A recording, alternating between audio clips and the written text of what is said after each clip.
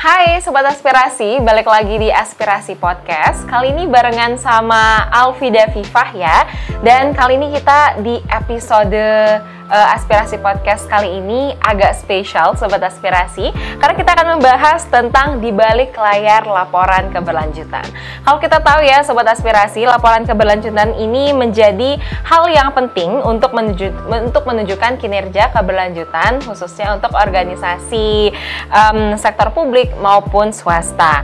Nah, selain itu, penyusunan laporan keberlanjutan juga itu harus memenuhi standar dari GRI dan juga panduan dari OJK. Namun seiring dengan perkembangannya zaman, banyak juga acuan utama dalam penulisan laporan keberlanjutan ini. Nah, tentu dalam podcast kali ini ya, kita akan melihat bagaimana sih kompetensi dan profesionalisme para praktisi berperan penting dalam menjaga kualitas laporan berkelanjutan ini, dan sekaligus bagaimana ICSP berkontribusi dalam menjaga dan mengembangkan kapasitas para praktisi agar tetap relevan dengan perkembangan standar global dan nasional. Tentu Sobat Aspirasi, kali ini Alfi tidak sendiri ya, karena di samping Alfi di sini sudah ada Profesor Dr. Sylvia Veronica NP Siregar SE, AKCA CSRA CSP, selaku Ketua Dewan Pengurus Institute of Certified Sustainability Practitioners atau ICSP, sekaligus Guru Besar Fakultas Ekonomi dan Bisnis Universitas Indonesia. Langsung saja kita sambut. Selamat siang Profesor Sylvie. Aduh, ini merupakan suatu kehormatan ya bagi Alfi bisa ngobrol sama Ibu Profesor Sylvie di sini, ngomongin soal di balik layar laporan berkelanjutan pastinya. Nah, seperti yang tadi sudah Alfi sampaikan ya Bu ya, mengapa sih laporan berkelanjutan ini sangat penting gitu?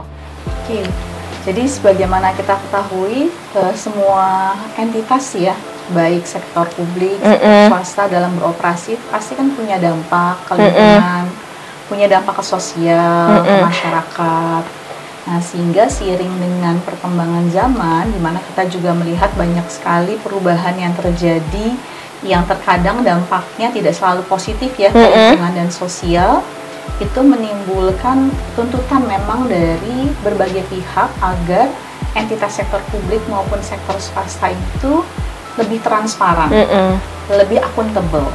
Nah, salah satu bentuk akuntabilitasnya itu ditunjukkan melalui penyusunan laporan keberlanjutan. Jadi dalam laporan keberlanjutan tersebut, perusahaan atau entitas sektor yang lain itu dapat melaporkan bagaimana dampak dari entitasnya terhadap aspek lingkungan dan juga aspek sosial, jadi bukan hanya terhadap aspek ekonomi saja. Dan pastinya intinya harus memberikan dampak kepada publik gitu ya Bu ya. Dan itu ditunjukkan sebagai bentuk transparansinya melalui laporan keberlanjutan ini. Oke. Nah, tapi untuk proses di balik penyusunan laporan keberlanjutan itu gimana ya Bu ya? Dan apa saja tahapan yang penting yang seringkali nggak terlihat gitu oleh publik? Iya, jadi memang dalam proses penyusunannya secara internal, perusahaan atau entitas lain yang menyusun itu pertama-tama harus memutuskan dulu apa yang perlu mereka laporkan di dalam laporan keberlanjutan tersebut. Nah, tentunya ini sangat tergantung dari konteks perusahaan. Perusahaan yang berbeda akan memutuskan apa yang penting untuk dilaporkan. Kalau dalam bahasa GRI, jadi salah satu organisasi yang mengeluarkan kerangka laporan keberlanjutan itu namanya GRI, Global Reporting Initiative. Itu mereka menyebutnya namanya topik material. Jadi topik material ini adalah hal-hal yang perlu dilaporkan di dalam laporan keberlanjutan. Nah, itu harus ditentukan dulu oleh perusahaan apa yang perlu mereka laporkan. Nah, setelah mereka memutuskan melaporkan apa, tentunya terkait juga dengan standar pelaporan apa yang mereka gunakan. Karena tadi seperti Mbak Alfi juga sampaikan, sebenarnya standar pelaporan keberlanjutan itu bukan hanya satu, ada beberapa ya. Salah satunya memang GRI. Laporan keberlanjutan yang disusun menggunakan standar yang berbeda, itu tentu ada requirement pelaporan yang juga berbeda-beda. Nah, itu nanti tentu juga akan mempengaruhi ya apa yang akan dilaporkan oleh entitas tersebut atau perusahaan.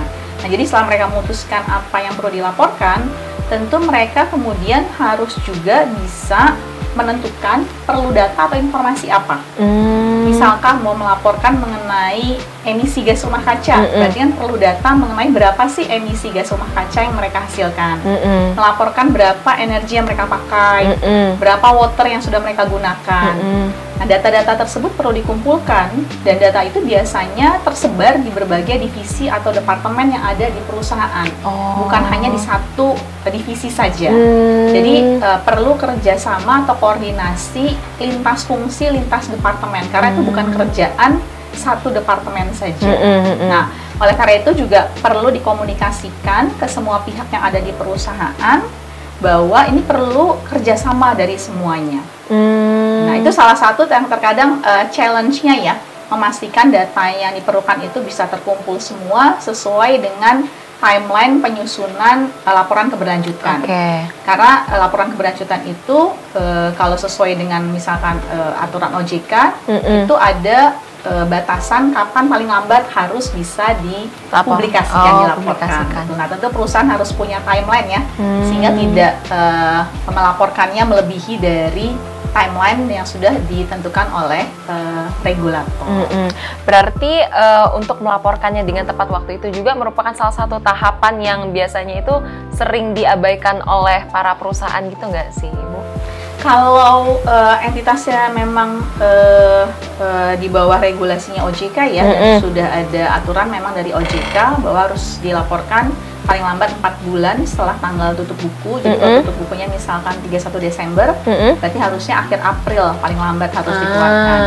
Nah, sepemahaman saya, mayoritas perusahaan yang terkena aturan OJK tersebut, itu sebagian besar sih taat ya, comply dengan aturan tersebut. Memang karena di dalam peraturannya kan memang ada sanksi yang akan diberikan kalau mereka tidak mematuhi ketentuan tersebut. Jadi kalau terkait dengan timeline sih, setahu saya boleh dibilang hampir semuanya sebenarnya sudah comply. Nah, makanya di dalam internal perusahaannya lah yang kemudian mereka harus berkoordinasi dengan baik sehingga memastikan apa yang harus mereka laporkan bisa dilaporkan dan bisa diselesaikan tepat waktu. Baik. Nah, Ibu, tadi yang sudah kita sampaikan sebelumnya ya, selain yang telah Ibu sampaikan tadi, ada nggak sih tantangan yang sering dihadapi oleh penyusun laporan keberlanjutan, khususnya kepada perusahaan yang baru-baru nih, Bu? Ya, betul.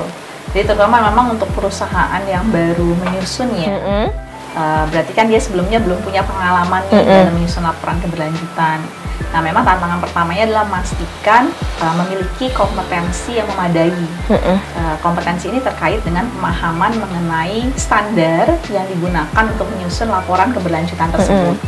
Misalkan menggunakan GRI, atau kalau dia merupakan entitas yang terkena aturannya OJK, berarti dia juga harus comply dengan pedoman untuk penyusunan laporan keberlanjutan yang dikeluarkan oleh OJK. Jadi harus paham dulu.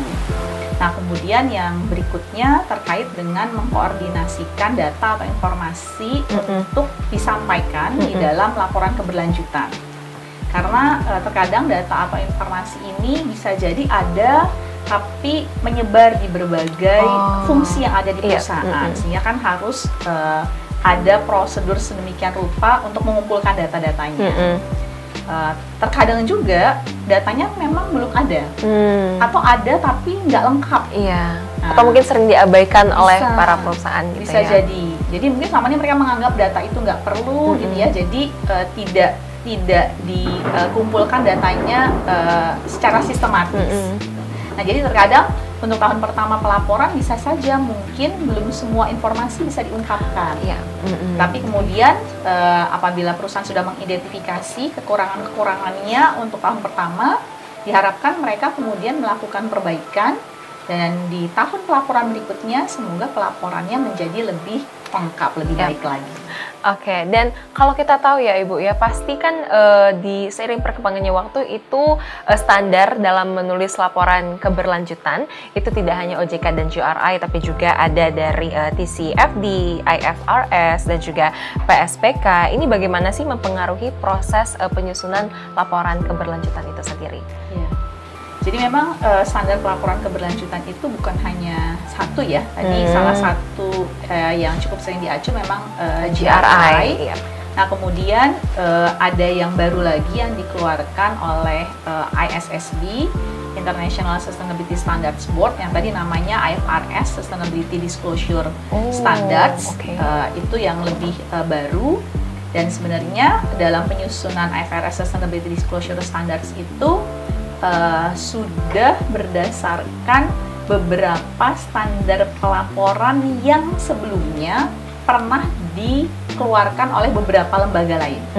Jadi kalau lihat dari sejarahnya, sebelum keluarnya IFRS Sustainability Disclosure Standards itu ada yang namanya TCFD tadi, ada namanya SASB gitu ya, dan ada beberapa nama lembaga lain, organisasi lain. Nah, sebagian besar lembaga tersebut sebenarnya sudah terkonsolidat sekarang di bawahnya ISSB, yang kemudian mengeluarkan IFRS Sustainability Disclosure Standards. Nah, jadi karena standarnya ada beberapa, kan pertanyaan sering timbul adalah terus pakai yang mana? Betul. Nah, sebenarnya tergantung dari negara tempat perusahaan beroperasi. Apakah sudah ada regulasi yang mengatur spesifik laporan keberlanjutannya harus mengacu kemana? Kalau sudah ada, berarti harus comply dengan aturan tersebut. Tapi kalau belum ada aturan spesifiknya, itu berarti kembali ke perusahaan. Dia mau pilih yang mana? Berarti bisa kembali ke perusahaan juga ya, Bu ya? Kalau belum ada regulasi yang sifatnya berarti mandatori ya, kan berarti kan sifatnya voluntary ya. Berarti yang sifatnya sukarela, tergantung entitas, tergantung perusahaan. Jadi bisa jadi ada perusahaan yang pakai GRI, ada perusahaan yang pakai IFRS Sustainability Disclosure Standards, dan bahkan ada yang menggunakan lebih dari satu, diperbolehkan juga. Jadi satu laporan keberlanjutan itu boleh menggunakan GRI plus IFRS Sustainability Disclosure Standards. Plus misalkan karena dia juga harus patuh dengan OJK, juga plus OJK, comply dengan OJK, itu juga bisa. I see. Tapi misalkan kalau di Indonesia sendiri itu mayoritas pakai standar yang mana, Ibu? Kalau dilihat dari beberapa hasil survei ya, penelitian yang melihat dari sustainability report yang dikeluarkan perusahaan Indonesia, sampai sekarang memang masih mayoritas menggunakan GRI. Karena memang IFRS Sustainability Disclosure Standards itu kan relatif baru ya, baru berlaku efektifnya 2024. Nah, di Indonesia itu sudah diadopsi menjadi PSPK sebenarnya namanya. Tapi PSPK itu sendiri juga baru berlaku efektif nanti 1 Januari 2027. Masih lama juga ya. Nah, oleh karena itu, karena GRI sudah lebih lama berlaku efektifnya gitu ya, sudah lama keluarnya standarnya, jadi sudah cukup banyak memang perusahaan Indonesia dan juga di banyak negara lain itu yang menggunakan GRI. Nah, selain itu juga biasanya kalau buat para practitioner nih yang nonton podcast ini nih, Bu, bagaimana sih para praktisi ini untuk bisa menyesuaikan diri dengan perubahan atau pembaruan dari standar ini, Bu? Memang standar keberlanjutan ini cukup dinamis ya. Secara berkala biasanya juga selalu ada updating dari standar. Jadi ada revisi, ada amandemen dari standar. Menyesuaikan juga dengan kebutuhan dari pengguna laporan ya.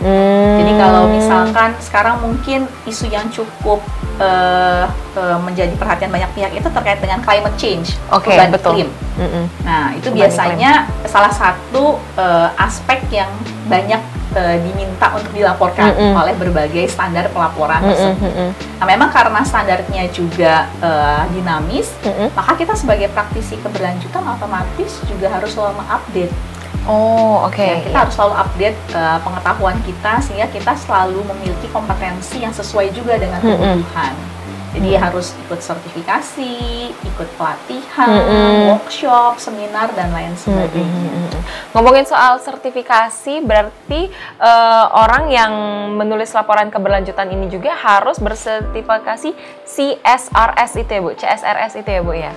Dan emangnya seberapa penting sih, Bu, peran praktisi bersertifikat CSRS ini dalam memastikan laporan sesuai dengan standar dan prinsip keberlanjutan yang benar? Iya.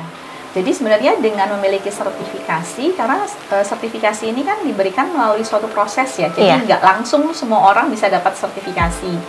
Ada pelatihan harus diikuti, kemudian ada assignment, ada ujian yang juga harus diikuti, dan kalau memang sudah lulus, baru kemudian dia berhak mendapatkan sertifikasi dan menyandang gelar sebagai CSRS. Ya. Nah, jadi dengan mendapatkan sertifikasi ini sebenarnya merupakan bukti yang menunjukkan bahwa pemegang sertifikasi ini memiliki kompetensi mengenai keberlanjutan, mengenai penyusunan laporan keberlanjutan. Tapi memang sampai saat ini sebenarnya secara regulasi di Indonesia belum ada yang mewajibkan penyusun laporan itu harus memiliki sertifikasi. CSRS belum ada. Tetapi kita memang sebagai asosiasi profesi keberlanjutan ya, kita sering juga melakukan edukasi bahwa yang menyusun laporan keberlanjutan ini juga perlu memiliki kompetensi. Nah, salah satunya itu bisa dibuktikan dia memiliki sertifikasi CSRS. Dan saat ini juga sudah cukup banyak ya yang mengambil sertifikasi dan memiliki sertifikasi tersebut. Baik. Nah, kalau ngomongin soal kompetensi juga nih Bu, emang kompetensi apa aja sih yang menjadi kunci para praktisioner bagi penyusun laporan keberlanjutan ini? Nah, kompetensi utamanya memang terkait dengan pemahaman standar keberlanjutan tadi. Jadi kalau untuk CSRS itu memang kita lebih berfokus pada kemampuan memahami dan menyusun laporan keberlanjutan, terutama mengacu kepada standarnya GRI. Karena GRI memang sampai saat ini masih merupakan standar yang paling banyak digunakan.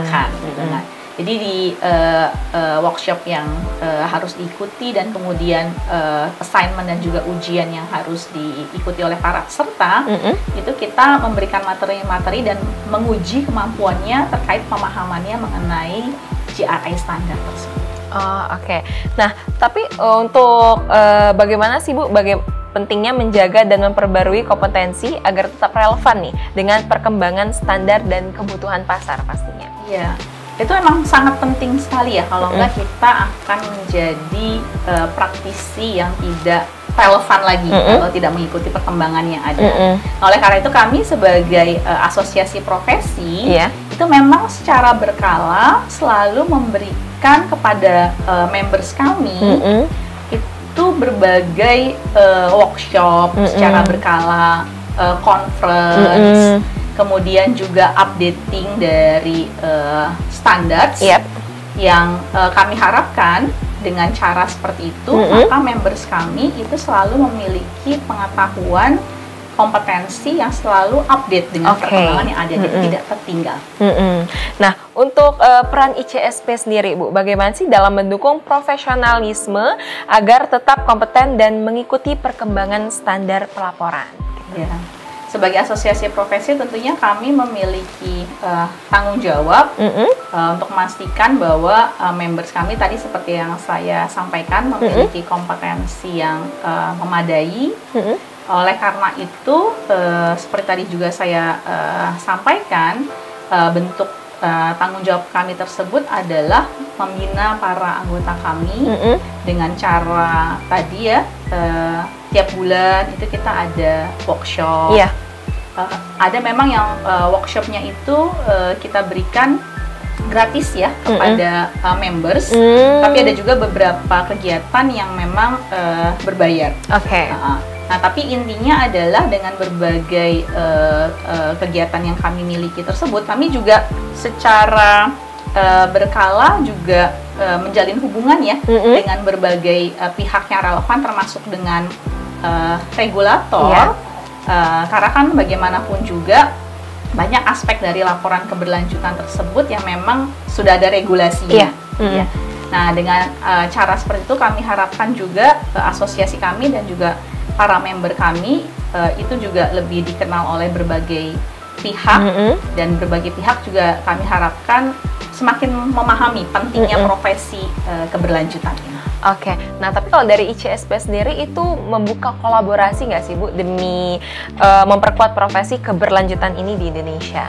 Tentu. Kami sangat membuka kolaborasi dengan berbagai pihak ya. Jadi misalkan dengan regulator, kami pernah beraudiensi misalkan dengan OJK, dengan Kementerian Keuangan. Kemudian kami juga banyak berkolaborasi dengan berbagai universitas. Contohnya kami tiap tahun ada conference. Conference ini juga tiap tahunnya bekerja sama dengan universitas yang berbeda-beda. Seperti yang esok akan diselenggarakan, kita bekerja sama dengan Universitas Brawijaya. Oke, nah misalnya nih Bu, kalau ada teman-teman mahasiswa di sini yang anak muda melihat obrolan kita tadi, kayaknya aku pengen jadi praktisi deh gitu, aku pengen tertarik di bidang pelaporan keberlanjutan ini. Nah itu gimana Bu? Apakah ada pesan Ibu buat teman-teman yang nonton? Oh iya, buat mungkin adik-adik atau calon-calon profesional muda ya. Isu keberlanjutan ini adalah isu yang sangat penting. Ini bukan isu masa lalu, tapi ini isu masa depan ya.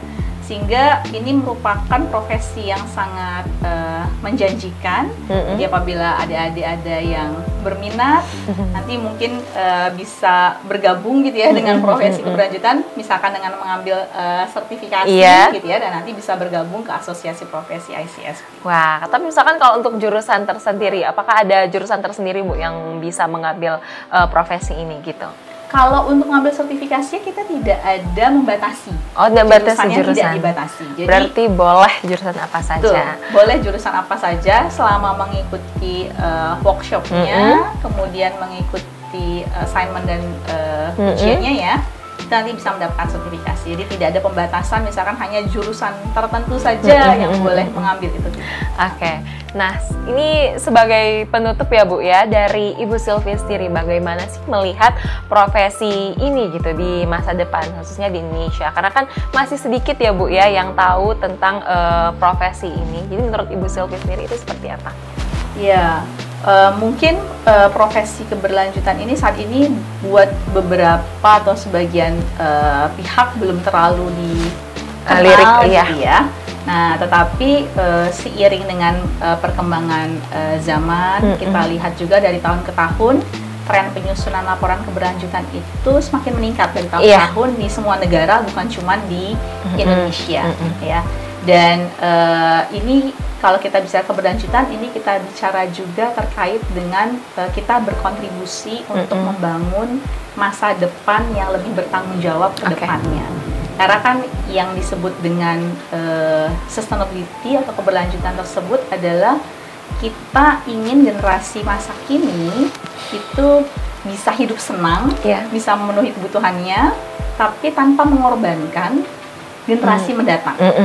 Nah, jadi itu sebabnya tadi saya berapa kali menyatakan bahwa kalau kita bicara sustainability ini kita bicara mengenai bagaimana kita berkontribusi membangun masa depan yang bertanggung jawab. Baik, dan itu merupakan pertanyaan terakhir Ibu dari podcast kita kali ini. Jadi buat para perusahaan gitu ya, khususnya perusahaan yang baru merintis gitu ya, bahwa laporan dan data itu sangat penting ya untuk laporan keberlanjutan pastinya. Dan buat kamu nih generasi muda, seperti yang sudah disampaikan oleh Ibu Sylvie tadi, dengan adanya laporan keberlanjutan ini atau sustainability ya Bu ya, itu melatih kita untuk menjadi generasi yang bertanggung jawab akan masa depan. Terima kasih Ibu Sylvie atas waktunya di Aspirasi Podcast. Dan buat kamu Sobat Aspirasi, terima kasih sudah nontonin kita ya hingga sekarang. Dan kamu jangan lupa untuk pantengin episode Aspirasi Podcast yang lainnya. See you in the next episode. Bye!